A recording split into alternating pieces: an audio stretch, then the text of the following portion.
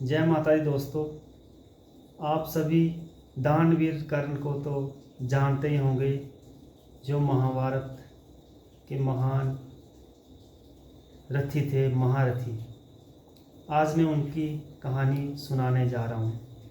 महाभारत की कथा में एक महान चरित्र का जिक्र है। उन्हीं में से एक थे दानवीर कर्ण।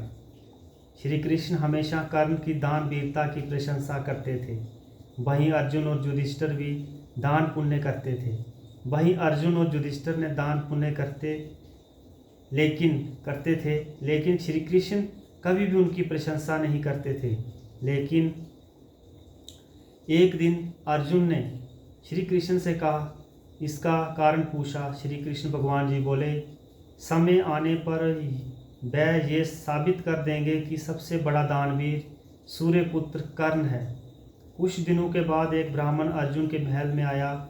उसने बताया कि पत्नी की मृत्यु हो गई है। उसके दाह संस्कार के लिए उन्हें चंदन की लकड़ियों की ज़रूरत है। ब्राह्मण ने अर्जुन से चंदन की लकड़ियां दान में मांगी। अर्जुन ने अपनी मंत्री को आदेश दिया कि राजकोष से चंदन की लकड़ियों का इंतजाम किया जाए।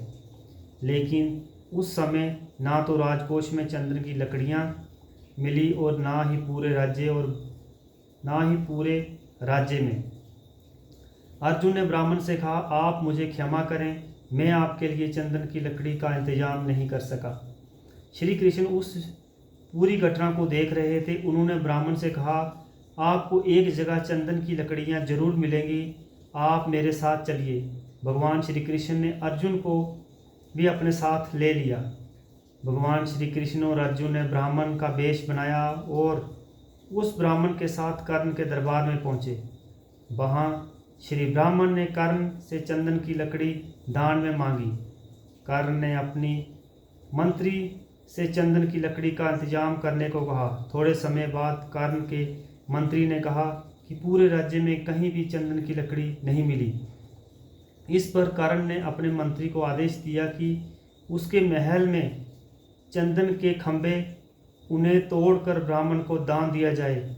मंत्री ने ऐसा ही किया।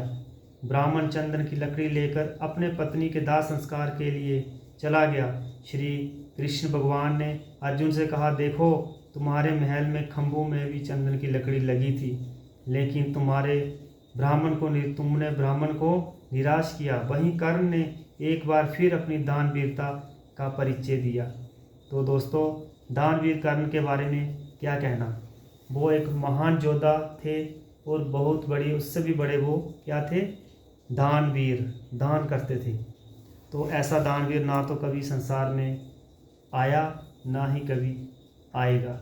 वो एक ऐसे दानवीर थे जिन्होंने अपने कवच कुंडल सब कुछ दान में दे दिए थे। वो कवच कुंडल दान में देने के बाद ही उनकी मृत्यु निश्चित हुई थी। अगर वो नहीं दान में देते तो उन्हें कोई भी मार नहीं सकता था। तो इसलिए दानवीर जैसा दानी कोई नहीं है। तो आपको ये वीडियो कैसी लगी मुझे ज़रूर बताना, अच्छी लगी या बुरी लगी। अगर अच्छी लगी तो ठीक, हम और अच्छी वीडियो बनाएंगे। अगर बुरी लगी तो क्या बात बुरी लगी, उस पर हम अपना सुधार करेंगे। शुक्रिया, धन्यवाद। धर्म के साथ जुड़े रहो। जय माता दी।